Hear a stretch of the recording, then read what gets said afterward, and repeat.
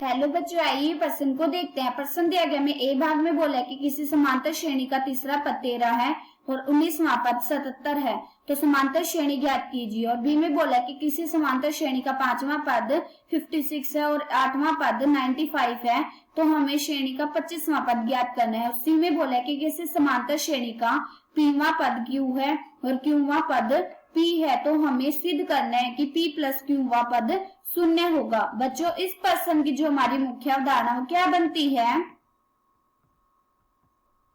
मुख्य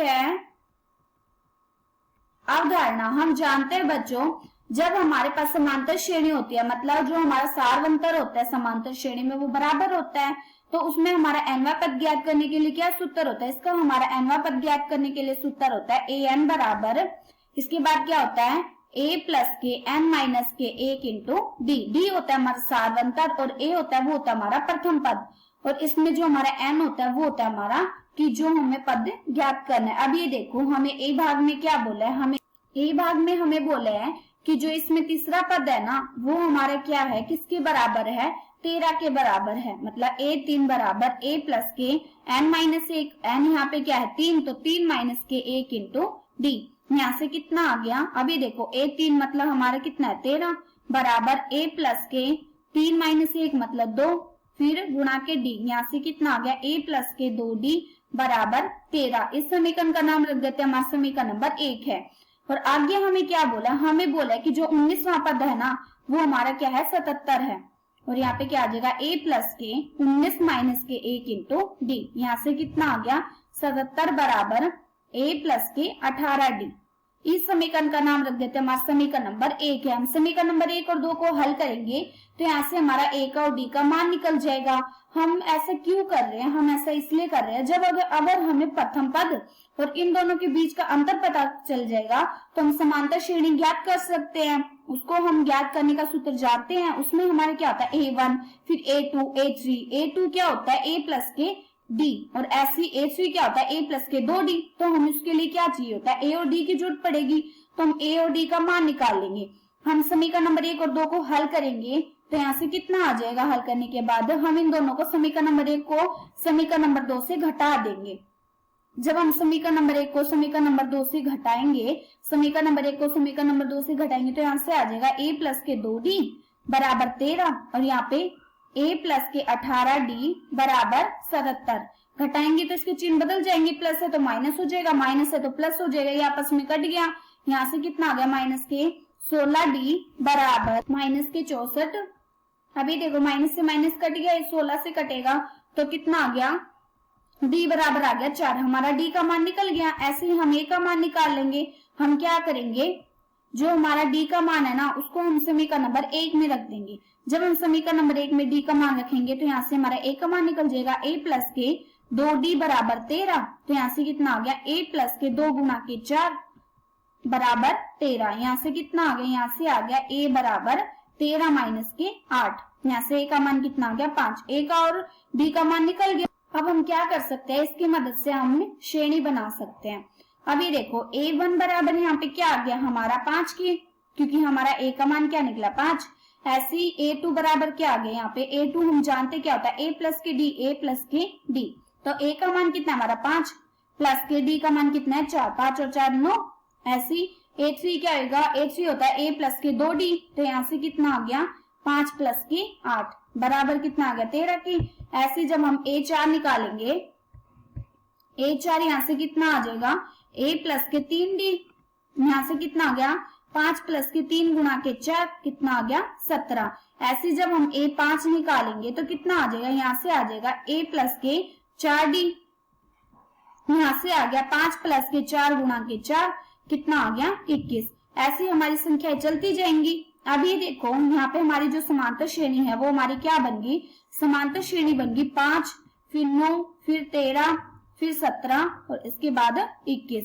अभी देखो इन सब में हमारा जो हमारा सारवंतर है वो सब में बराबर है, तो हम क्या कह सकते हैं, ये ऐसे आगे चल रही है ना, सारवंतर बराबर है तो ये हमारी क्या बन गई समांतर श्रेणी। और हमें समांतर श्रेणी बनानी थी, हमारा पहला भाग निकल गया। अब हम क्या करेंगे बी भाग निकालेंगे। बी में हमें क्या बोला है? बी में हमें बोला है, बी भाग में हमें ये बोला है कि जो इसमें 5वां है ना पांचवा पद है वो क्या है, 56 के बराबर है, और जो 8वां है वो 95 के बराबर है।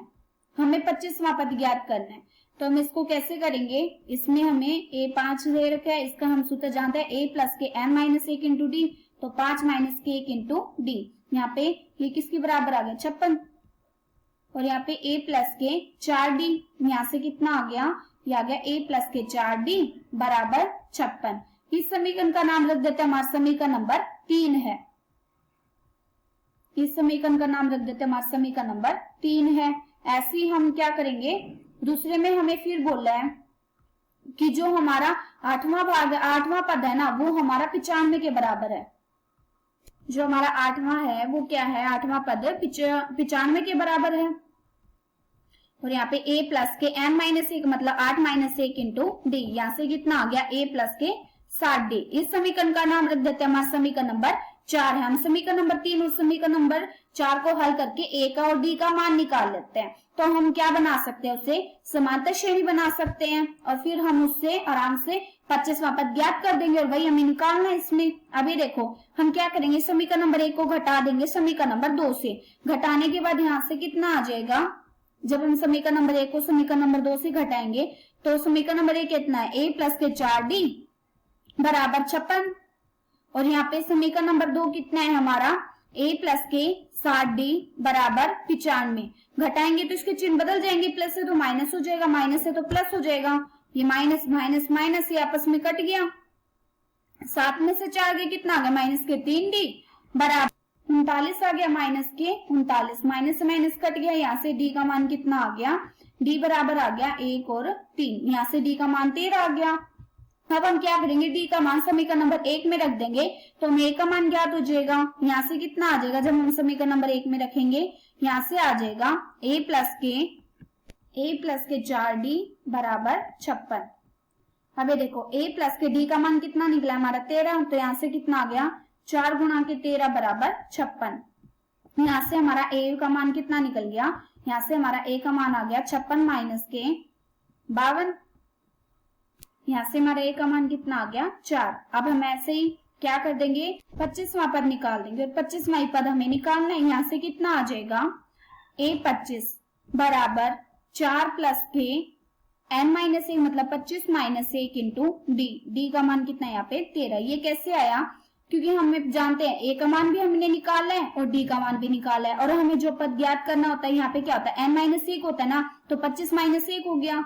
यहाँ से कितना आ गया, हल करने के बाद यहाँ से आ गया a25 बराबर 4 प्लस के, यह देखो 25 में से ये कितना आ गया 24 गुणा के 13, यहाँ से कितना आ गया, यहाँ से आ गया 4 प्लस के 312, कितना आ गया 316। ये हमें क्या ज्ञात हो गया, 25वां पद, और ये हमें निकालना था। इसमें हमने कैपिटल ए मानना है, तो यहाँ पे क्या आएगा, कैपिटल ए, तो यहाँ पे क्या आ जाएगा, कैपिटल ए।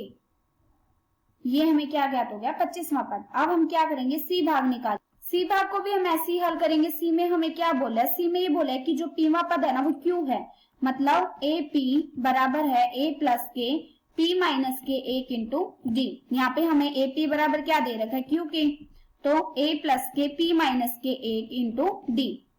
अब ये देखो इस समीकरण का नाम रख देते हैं, हमारा समीकरण नंबर 5 है, और समीकरण नंबर 6 हम कैसे बनाएंगे, इसमें आगे हमें ये बोला कि जो क्यूवा पद है ना वो हमारा पी है, तो यहाँ पे क्या आ जाएगा, ए क्यू बराबर ए प्लस के क्यू माइनस के 1 इंटू डी। यहाँ पे क्या है हमारा p, क्योंकि हमें पता है कि जो क्यूवा पद है ना वो p के बराबर है, फिर a प्लस के q माइनस के 1 इंटू डी। इस समीकरण का नाम रख देते हैं, हमारा समीकरण नंबर 6 है। हम क्या करेंगे, समीकरण नंबर 1 और समीकरण नंबर 2 को हल करेंगे। हम क्या करेंगे, समीकरण नंबर 1 को माइनस कर देंगे समीकरण नंबर 2 से। जब हम समीकरण नंबर 5 को माइनस करेंगे समीकरण नंबर 6 से, तो यहाँ से आ जाएगा q बराबर a प्लस के p माइनस के 1 इंटू डी, और यहाँ पे कितना आ जाएगा, यहाँ पे आ जाएगा p बराबर a प्लस के q माइनस के 1 इंटू डी। घटाया है तो इसके चिन्ह बदल जाएंगे, प्लस से तो माइनस हो जाएगा, माइनस से तो प्लस हो जाएगा, ये माइनस, ये भी माइनस और ये भी माइनस हो गया। ये देखो ये तो आपस में कट गया, यहाँ से कितना आ गया, यहाँ से आ गया d गुणा के p माइनस के 1 माइनस के q प्लस के 1 बराबर q माइनस के p।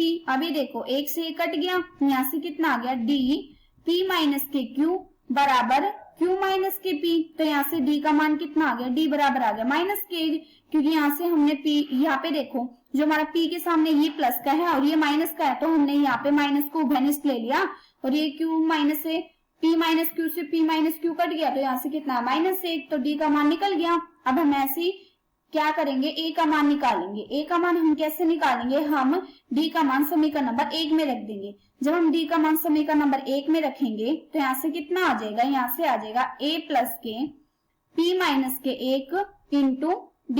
d का मान कितना, माइनस का 1 बराबर q। यहाँ से a का मान कितना आ गया, a माइनस के p minus minus plus plus के 1 बराबर q। यहाँ से a बराबर क्या आ गया, a बराबर आ गया q प्लस के p माइनस के 1। हमें p प्लस q पद ज्ञात करना है ना, तो इसका हमें सूत्र पता है। यहाँ पे भी वही करेंगे, p प्लस q निकालना है हमें। ये बराबर हो जाएगा a प्लस के p प्लस के q माइनस के 1 इंटू d। यहाँ से कितना आ गया, a प्लस के, अब ये देखो a का मान भी हमें पता है और d का मान भी पता है, हम इन दोनों के मान रख देंगे। a का मान कितना आया हमारा, a का मान निकला है q प्लस के p माइनस के 1, q प्लस के p माइनस का 1 प्लस के, अब ये देखो d का मान भी हमें पता है -1 आया, तो माइनस ये क्या हो जाएगा, प्लस माइनस माइनस, माइनस के p और यहाँ पे माइनस के q और यहाँ पे प्लस का 1। यहाँ से कितना आ गया, यहाँ से आ गया q प्लस के p माइनस का 1 प्लस के माइनस का, ये माइनस का हो जाएगा माइनस का p माइनस का q और प्लस का 1। अब ये देखो p से p कट गया, q से q कट गया और 1 से 1 कट गया, ये क्या आ गया 0 के बराबर। मतलब a का जो p प्लस q है, p प्लस q पद हमारा क्या आ गया 0, और ये हमें सिद्ध करना था। यहाँ पे हमारा जो d का मान निकला वो -1 निकला, तो यहाँ पे -1 से यहाँ पे गुणा कर दी इन दोनों फलनों की, तो ये माइनस करा तो माइनस p हो गया, माइनस q हो गया, प्लस का 1 हो गया। ये हमारा क्या आ गया उत्तर। आशा करती हूँ कि बच्चों आप सबको समझ आया होगा। धन्यवाद।